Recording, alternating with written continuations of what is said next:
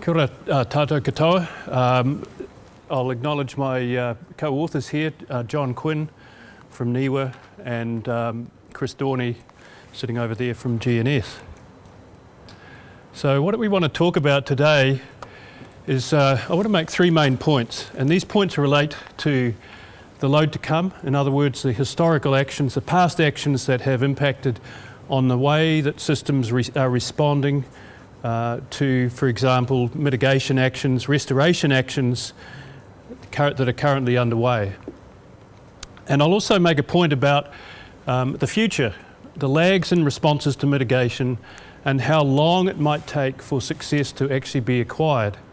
So this relates to the fact that all systems have lags, and if we project into the future, we want to know how long it will take until we are able to meet certain limits. And the last one is about understanding biological and physical legacy. So we have both biological and chemical legacies, and also physical ones which may relate to, for example, direct impediments to, say, migratory paths of native species. So all of this, of course, is relevant to setting relevant limits. We want to know how long it takes for some of these limits to be achieved, and we also want to know how is this achievability going to vary between different systems. So one way of thinking of this is to look at the way in which restoration may vary between different systems. And one of these is what we'd call the rubber band approach, and that is that a system may have changed and you want to be able to restore it back to some predefined state, and the restoration path may largely be the same as the degradation path.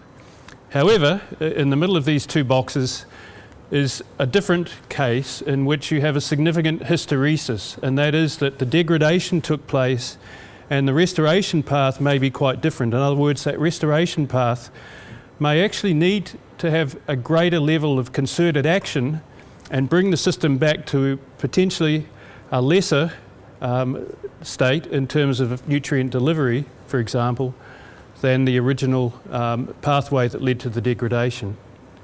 And the final one relates to, for example, a system that will not follow the same pathway. And we can think of some easy examples, some physical barriers, for example, that may be in place more or less permanently.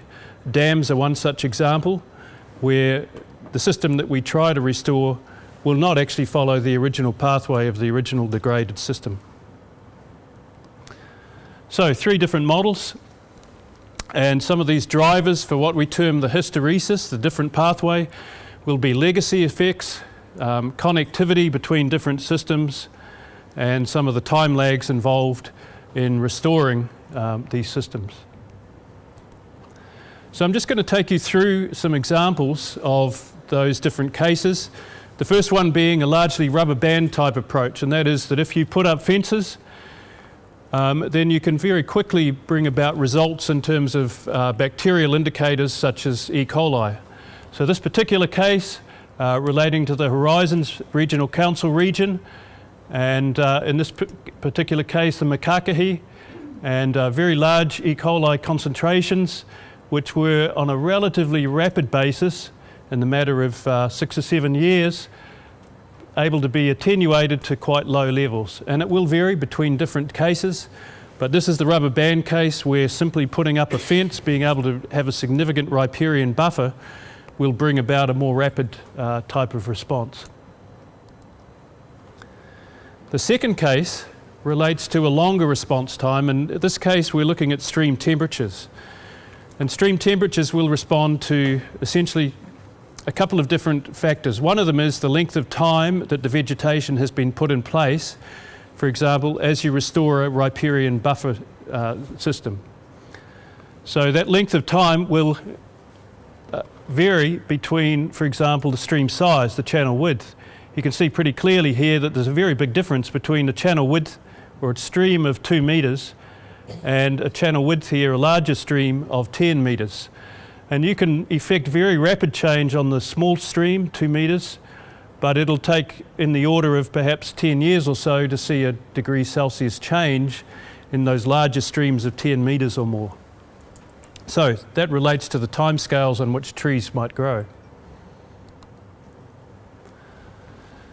And some of these sediment legacies, of course, relate also to our historical land clearance. And what that has left us with is not just a legacy on the land, but also in some of the receiving waters, and particularly in streams and lakes, where we have this obviously very strong legacy of sediment and some of the associated phosphorus that is associated with historical land clearance. And some great examples here from the Parliamentary Commissioner for the Environment putting together that report, Water Quality in New Zealand, and also up in the Waikato region where the Waipa enters the Waikato River.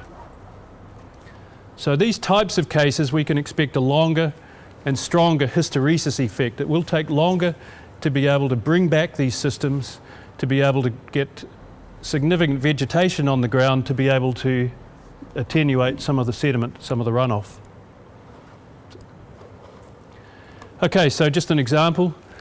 In this particular case, the stream bed legacies, some of the valley legacies of sediment may still exist, but up in the hill country, in a relatively rapid space of time over the time course in which you might get significant vegetation cover, in just 5 years you can effect quite a significant change in this particular case, showing before 2007, after 2012. So some big changes in landscape erosion on the upper hill slopes. And just to make this a little bit more specific, some work based on SEDNet in terms of the predictions, but also some work based on up to sort of current 8 years of revegetation. And in this case, looking across the Whanganui, the Rangataiki and the Manawatu catchments, you can see some modest sediment reductions here, typically in the order of 1 to 10 or 15%. But the projections going out to 2043, in other words, nearly 30 years, indicate some quite major sediment reductions, some quite major sediment runoff reductions, some in the order of 50% or more as a result of sustained catchment land use change and modification. The Rotorua case provides us with another interesting example, and in this case we're looking at much longer timescales and much longer time lags. The colours here represent different land uses. This is 1940 around the Lake Rotorua catchment. And the reason for this is to illustrate how the sediment and phosphorus story is compounded further in terms of the nutrients when we talk about dissolved nutrients, and nitrate in particular, getting into old age groundwater. So in this particular case, this is just a time series. If you look at the dates here, you'll see we transitioned through the 1940s, 50s, 60s, 70s, and you'll see increasing sort of pasture development, some more dry stock, and particularly some dairy in the northwest of that catchment. So that by 2010, there may have been some quite significant changes with some significant lag impacts that may not have been accounted for in terms of the desired state of water quality in Lake Rotorua. And that was what Rotorua was like in the summer of 2007. It prompted some major initiatives to be able to deal with some of the impacts, but the essence of this message is to say there are also some long time lags associated particularly with nitrate and particularly in the central North Island of New Zealand in these cases. So just to have a look at some of the work that GNS has done around this, the spatial variability of those time lags. And what I want to point out in particular is that 73% of the area of the catchment of Lake Rotorua has a water residence time of greater than 50 years. So much of the water is coming from these outer areas, and many of those outer areas also happen to be where dairy is in predominant, 68% in this particular case. So this is not a short-term issue. If you wanted to deal with short-term changes, you may go and take a look in particular at the area around the lake, immediately around the lake. Further out, you're going to have a long legacy of nitrate to come in this catchment. Oops, this thing's not going to stay on anymore. Okay, Lake Riuwhakaitu is further to the south, and it's also a groundwater-dominated catchment, but there is a stream flow, the Mangakino, that reflects also some of the changes in land use that have occurred in this region. And I just wanted to point out that phosphorus, as we know, is a sticky one. It's attached mostly to sediments and generally doesn't enter the groundwater systems, whereas nitrate is highly leachable. And as you can see here in the Mangakino stream, that is a reflection of some of the historical land use change, as well as the intensification of land use around that particular region flowing into Lake Riuwhakaitu. Not all is quite like that, and this particular case, the Manawatu, part of the Manawatu catchment, and looking at groundwater traces, being able to age these based on various geochemical traces. And here you can see that mostly the average of these values is around about, I think I saw somewhere it was 9 years. It may be somewhat less than that, but you can see here that these dots reflect different ages within the catchment of the water that is entering those streams. And so what we're looking at is some that is quite immediate, some that may have a residence time up to 10 or 11 years. It's not all quite like that, as in it doesn't all vary across the catchment, it also varies within a catchment. And within a catchment, we may get strong variability depending on whether it's summer or winter. For example, during summer, we may have the ridges and these areas up here yielding relatively less water compared with our base flow in the lower region of the catchment, which will have a longer and older age. Okay, and so during winter, for example, when we get runoff from these slopes, the water residence time might be quite short and mostly dominated by surface flow. During the summer, for example, and under dry conditions, we may get domination by water that's in the order of 10 or 20 years rather than these high ridges.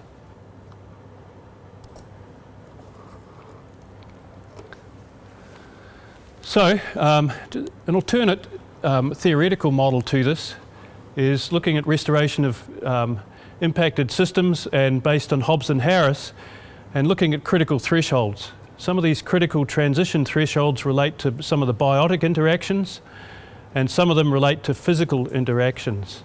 So physical modifications such as drains, biological modifications such as these large invasive macrophytes that come in and also affect ultimately water quality. So some of the physical modifications, in this case around 15,000 or so road culverts in the Waikato. There are also obviously a large number of dams, and some of those are physical legacies which are obviously not going to change in terms of the dams. So the sort of restoration that you do may be able to in some ways get around those, but ultimately not put the system back to what it was. It's not going to be a rubber band approach in those particular cases. Some of the biological legacies relate to, for example, benthic exotic feeding fish, and these ones in particular, koi carp, quite predominant in the Waikato, basically take in bottom sediments, put them out through their gills, and in doing so make the water very turbid with low water clarity. And so that is a biological legacy that will obviously has obviously impacted in terms of the clarity of lakes with exotic fish versus those without exotic fish. And the other one here is the presence of exotic macrophytes, which has often been a precursor to a sort of regime shift in some of the shallow lakes in which the exotic macrophytes have actually been lost. So, work on managing legacies. I think this slide sort of summarises quite a nice one, which is creating, in effect, a physical change with which you can actually bring about a restoration action. In this particular case, it's a sedimentation basin, and the farmer is actually taking sediment from that basin and able to put it back onto the top of the landscape, as opposed to potentially it remaining and confounding restoration in the receiving waters of a lowland lake. And it also raises a question about whereabouts you might bring about your action. If you want to bring about your action actually within lake, you're dealing with much larger costs, big actions, big dollars, and as a consequence, higher risk. And so this particular case, just looking at Lake Okaro, one of the Rotorua lakes, some of the actions here might be to try and facilitate a change of state in some of the shallow lakes, away from one which might be dominated by the microscopic suspended phytoplankton to one that's dominated by aquatic plants, by exerting a sort of regime shift on that system.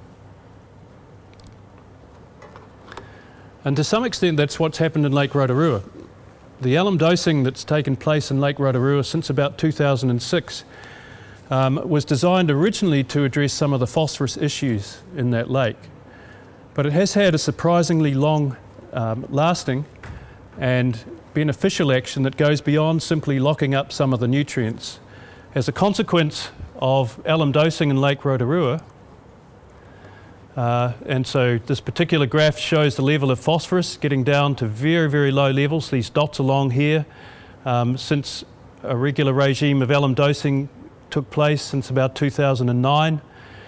You can see very clearly the rise in the alum dosing associated with those lower levels of phosphorus. Significant risk with this sort of action, significant cost, but it has brought about benefits in terms of lower rates of oxygen consumption in the bottom sediments and some improvements generally in clarity and algal growth, lack of algal growth. Other sort of big scale actions, this is Lake Rotoiti, and this is what it looked like in 2003-04 with some significant cyanobacteria or blue-green algal blooms. And this action was to simply divert the major source of nutrients away from the lake. And the consequence of that has been some very significant improvements in the water clarity of Lake Rotoiti. By the way, and that legacy is actually originally coming probably from the effect of a double stressor of land use change, as well as historical wastewater inputs into Lake Rotorua. So the last one here, Lake Rotorua, the circular lake here, the Oha channel coming through into Lake Rotoiti, and you can see the diversion channel that has diverted water that's high in sediment away from a sensitive water body, Lake Rotoiti, and down into the Kaituna River. So just in conclusion, understanding reversibility and lags and managing legacies are key to some of the limit setting. We can't set realistic timeframes, we can't set realistic values for limit setting without actually knowing the system that we're working to, knowing its hydrogeology, knowing some of the legacies that are both biological and physical in those systems to be able to set accurate limits. We need to know the load to come, and that obviously is very clearly demonstrated in the central volcanic plateau, where we have this legacy of nitrate in the groundwater dominated systems. That's not to say too that we don't have sediment and phosphorus legacies in some of the in many of the other systems that we're working in from historical land clearance. And legacies arise from both physical, chemical and biological drivers. So setting goals of with knowledge of reversibility and likely management response trajectories need to take these factors into consideration, including that hysteresis that is quite prominent in many ecological systems. Thank you.